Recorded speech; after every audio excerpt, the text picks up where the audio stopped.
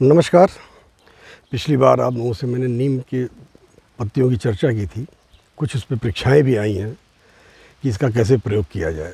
Sinus में इसका प्रयोग के लिए सबसे लाभकारी होता है सुबह जब आप ब्रश करके खाली पेट रहते हैं, इसकी कोपल कोपल पत्तियाँ जो होती हैं गुलाबी कलर की, वो अगर आपको 10 से 12 पत्तियाँ मिल जाएँ, उनको धो लें और धोने के पश्चात उसको मुँह में रख करके उसको धीरे धीरे चबाएँ। शुरुआत में कड़वा लगती है, लेकिन 20 से 30 सेकंड बाद जब वो सलाइवा उसमें मिक्स हो जाता है तो उसकी कड़वाहट समाप्त हो जाती है और फिर उसके बाद आप सादे पानी से उसको निगल लें।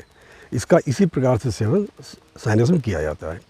कभी कभी कुछ लोग जब नहीं कर पाते हैं तो उनके लिए इसका दूसरी विधि भी है कि इन 10-12 पत्तियों को 1 कप पानी में उसे खूब खौला करके छोड़ दें तो नीम की पत्तियों का अर्क उसमें आ जाता है और उसको हल्का गूना जब हो जाए तो उसको आप ले सकते हैं। साथियों, नीम एक बहुत ही लाभकारी पौधा था जो हमारे जीवन में सभ्यता के विकास से जुड़ा हुआ था। प्रायः प्राचीन समय में या आज से 40 साल 30 साल पहले तक सबके घर के दरवाजे पे एक नीम का वृक्ष होता था। लोग नीम की दातून करते थे। नीम की पत्तियाँ, क्योंकि ग्रामीण परिवेश से ही पूरा ये आधुनिक शहरी समाज विकसित हुआ है, तो जब ग्रामीण परिवेश में थे हम रहते, हम अरे दरवाजे पे नीम थी और नीम की पत्तियां भी गिरती थी। वो हमारे घर के सफाई के पश्चात जो ऑर्गेनिक मटेरियल इकट्ठे होते थे, वो नीम पत्तियां बायो कंपोस्टिंग में चली जाती थी। इसी तरह निमकौर गिरती थी।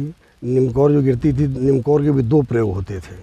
कुछ लोग जब नीम की निमकौर जो गिरती थी उनको लेकर के जब मीठी मीठी जब पक जाती थी उसको चूस लेते थे। तो ये भी एक एंटीबायोटिक के रूप में हमारे शरीर में प्रतिरोधक क्षमता को विकसित करता था। नीम एक ऐसा पौधा है जिसमें एंटीबायोटिक, एंटीवायरस, एंटी फंगस तीनों इसके अंदर क्वालिटीज़ होती हैं। जो पत्तियां इकट्ठी होती थी ये सब तो बायो कंपोस्ट में डाल देते थे। इनको खेतों में हम डालते थे अपने खाद के साथ, बायो कंपोस्ट के साथ। तो आज से 40-50 साल पहले तक, क्योंकि मैं एक किसान परिवार से जुड़ा हुआ हूँ, यद्यपि मेरे पिता एक सरकारी अधिकारी थे, लेकिन उन्होंने गांव के प्रत्येक पहलू का हम लोगों का अनुभव कराया। गांव भेजते थे, हम लोगों ने खेती भी की और उस बायो कंपोस्ट जब हम लोग खेत में डालते थे तो उसमें कोई भी वीड्स जमती नहीं थी और न कोई उसमें पेस्ट आते थे। यह एक तरह से पेस्ट नियंत्रण और वीड का भी कंट्रोल करने का कार्य एक साथ करता था। याद करें, पहले हम लोग दीपावली जब मनाते थे सन 70 के दशक तक, यहाँ तक कि 80s में भी दरवाज़ों पे नीम के पेड़ होते थे और जो निमकौर गिरती थी उन निमकौर को इकट्ठा करके रखते थे और उसको पीस कर उसका तेल निकाल करके नीम का तेल घरों में इकट्ठा किया जाता था।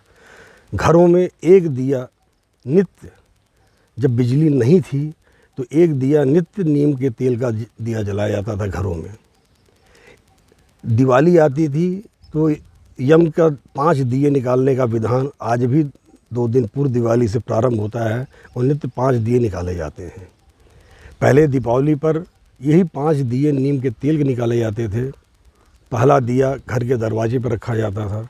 दूसरा अपना जो जहाँ पे अपने पशु रहते थे या घूरा, उसी के बाद में जहाँ कंपोस्ट का गड्ढा होता था वहाँ रखते थे। तीसरा आदमी अपने खेतों में रखता था। चौथा दिया आदमी अपने जाके बाग बगीचा या तालाब जो भी उसके पास था वहाँ रखता था। और 5वां दिया वो अपने पूज्य स्थान, चाहे वो अपने पितरों की समाधि का स्थल हो या वहाँ के पास में कोई देवी देवता का मंदिर या जो भी पूज्य स्थान था वहाँ पे जाके रखता था। इस तरह पूरा गांव मिल करके 5 दिया 3 दिन लगातार निकालता था और चारों ओर जवार में, खेत के आसपास पूरे गांव में ये दिए फैल जाते थे। और याद कीजिए, जो पुराने लोग होंगे उनको निश्चित रूप से ये याद होगा कि दीपावली के बाद फिर कीड़े गाँव में दिखते नहीं थे, क्योंकि ये पेस्ट नियंत्रण का यह कार्य करने का एक वैज्ञानिक तरीका हमारे जीवन में जो चला आया।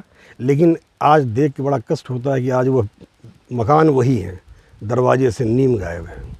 और नीम के गायब होना, कितनी तरह की चीज़ें आपके जीवन में, कि जितने दीपावली के पहले कीड़े नहीं होते हैं, आज की तारीख में लोग झालर लगाते हैं, मोमबत्ती जलाते हैं, तमाम क्रियाएँ करते हैं, पटाखे छुड़ाते हैं, एक भी कीड़े कम नहीं होते, बल्कि कीड़ों की संख्या बराबर होती है।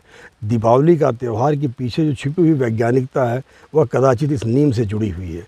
साथियों, फिर अगली बार आप लोगों से चर्चा करूँगा, फिर नीम के बारे में कुछ और भी चीज़ें बताऊँगा।